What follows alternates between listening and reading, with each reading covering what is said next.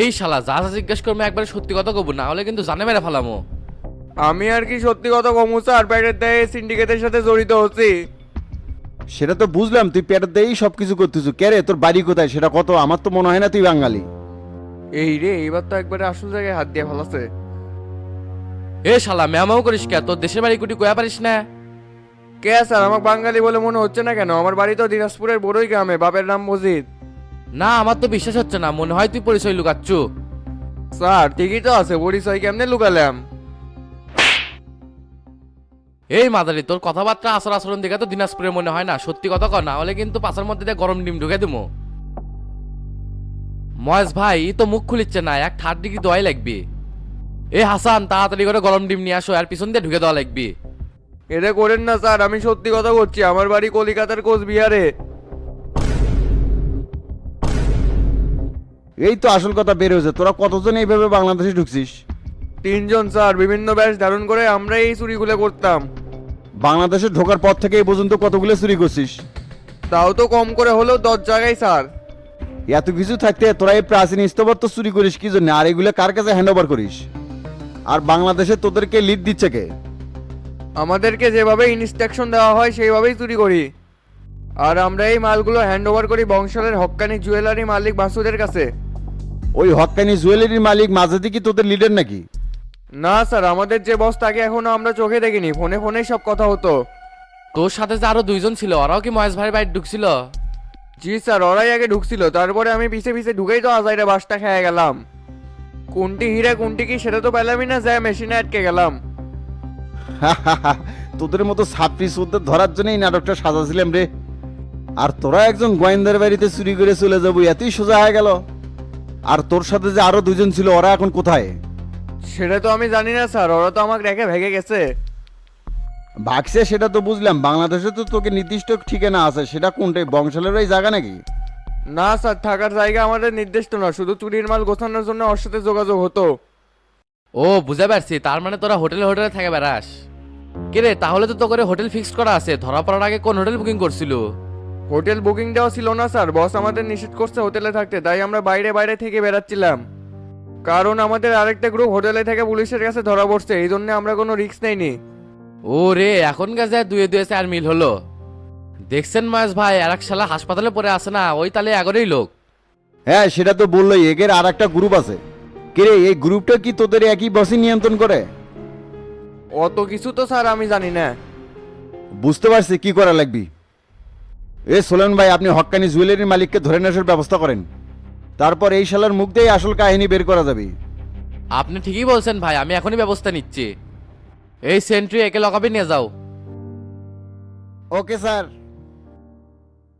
এ হাসান ভাই, আপনাকে এই রুমটা রাতের বেলাও যেরকম দিনের বেলাও সেরকম। যখনই আসি তখনই লাইট দয়ে থাকে, কে এটি কি আল্লাহর আল্লাহ বাতাস ঢোকে না? আসলে স্যার থানার সবচাইতে গোপন রুম এইটা, বাইরে থেকে শব্দ এসে যাতে কাজের ব্যাঘাত না ঘটে সেই জন্য এটা এরকম। ও সেই জন্যই তো কই এই রুমে কোনো জানলা নাই কে। আর ভাই আপনাকে এসআই নুরতুল খুব পাশান মানুষ, হয়ে মানুষে কিংকে করে মারে। আর কোয়েন না ভাই, এই লোকে গিলে খুব জ্বালাতাছি। যাকি ধরে আনি নাকি তার ওপরই কোথার আগে হাত চালায়। যতক্ষণ পর্যন্ত মুখ দিয়ে সত্যি কথা বাইর করবেন না পাচ্ছে ততক্ষণ পর্যন্ত মার থামায় না। গতবার তো ইনকে করে পিটাতে পিটাতে একটা ডাকাতে মেরেই ফেলাছিল। ওসি স্যার যদি দয়া করে ধামাচাপা না দিলনি তাহলে তো তার চাকরি হারিয়ে জেল খাটা লাগলো নি। তাও নজরুল সাহেব এটা ঠিক করেনি, ওই ডাকাত হোক আর যাই হোক উনি তো একটা মানুষ, ওকে এভাবে মারা ঠিক হয়নি। অপরাধ করছে, আইন আদালতের মাধ্যমে বিচার হলো নি, তাই বলে পিটাতে পিটাতে মেরে হেলতে লাগবি। বাদ দেন ভাই, এগুলো ব্যাপারে আপনার কথা বলার দরকার নাই। আর ডাকাতরা মানুষের সাথে যে হিংস্র আচরণ করে ওদেরকে ধরার পরে সেই মায়াটা আসে না। তবে আপনারা যে বুদ্ধি খাটে চোরা কারবারি চক্রটাক ধরলেন এটা তো অনেক প্রশংসার যোগ্য। সবই তো মহেশ আলী স্যারের কৃতিত্ব, এই হিরেন নাটক সাজানোর কারণেই তো এটা সম্ভব হচ্ছে। হ্যাঁ ঠিকই বলছেন, ময়েজ আলী স্যার খুব ব্রিলিয়েন্ট, বাড়িতে এমন মেশিন বসাছে চোরে ঘ্যাট করে ধরে ফেলাছে।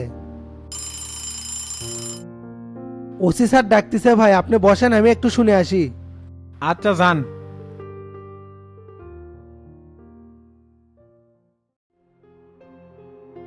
জি স্যার বলেন। এ হাসপাতালে যে আসামিটা ভর্তি করছি, আর কি অবস্থা? আর অবস্থা স্যার একটু আগে শুনলাম, খালি বলে বমি করতেছে, মায়ের একটু বেশি হয়ে গেছিল। এ আপনাদের এসআই কি মেন্টাল নাকি যে একটা মানুষকে ধরে নিয়ে এসে জেরা করা বাদ দিয়ে মাস শুরু করে দেয়? আর কোয়েন না ভাই, এই লোকের কর্মকাণ্ডে আমি উপর থেকে খুব চাপে আছি, এর একটা ব্যবস্থা না নিলে হচ্ছে না। তে মিজাই আপনি আর জন্য চাপ নিবেন কি জন্য? হয় সাসপেন্ড করে দেন, না হলে বদলি করে দেন। আসামিটাকে যে এইভাবে ধরে মারছে, এখন যদি মরে যায় আর ড্রাইভার কে নিবে?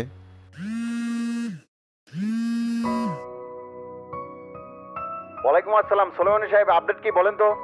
স্যার, আর একটা গ্যাংয়ের একটা সদস্যকে আমরা গ্রেপ্তার করতে পারছি। আর এইসব চোরাই মাল হ্যান্ডওভার হতো বংশালের হক্কানি জুয়েলারিতে।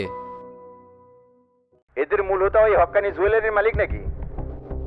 সেটা এখনো ক্লিয়ার জানা যায়নি স্যার, তবে এখন এটার অন্য জায়গাতে কলকাতা থেকে বাংলাদেশে আসে এরা এগুলো করতো। ঠিক আছে, এখনই জুয়েলারির মালিককে গ্রেফতার করে নিয়ে আসেন, আর এই বিষয়টা তাড়াতাড়ি সালটে ফেলান। আমি কিন্তু খুব চাপে আছি এটা নিয়ে।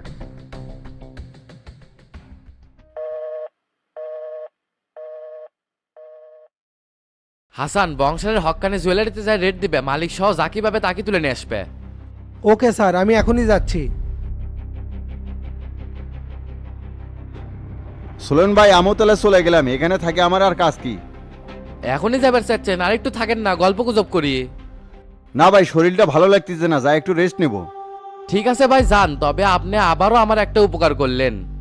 এই বিষয়টা নিয়ে যে আমি কত প্যারাত আছিলাম সেটা আপনাকে বলে বোঝাতে পারবো না।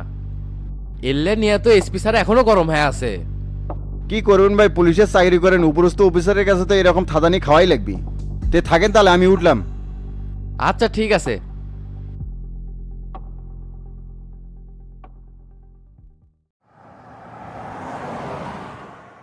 স্যার, বাসার কাজের ছেলে সালেক তো খুব ভয় করছে, চাকরি ছেড়ে বাড়িতে যায় নাকি?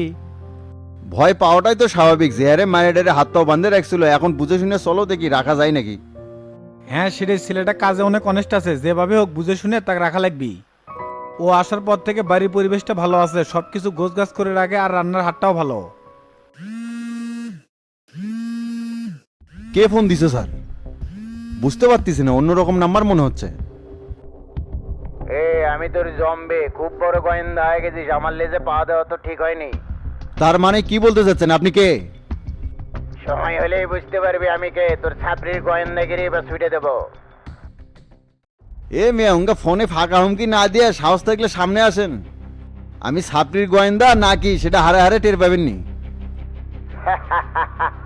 তোর মগ বাজারের অফিসটা আছে না, বম দিয়ে উড়ে দিলাম, বুম।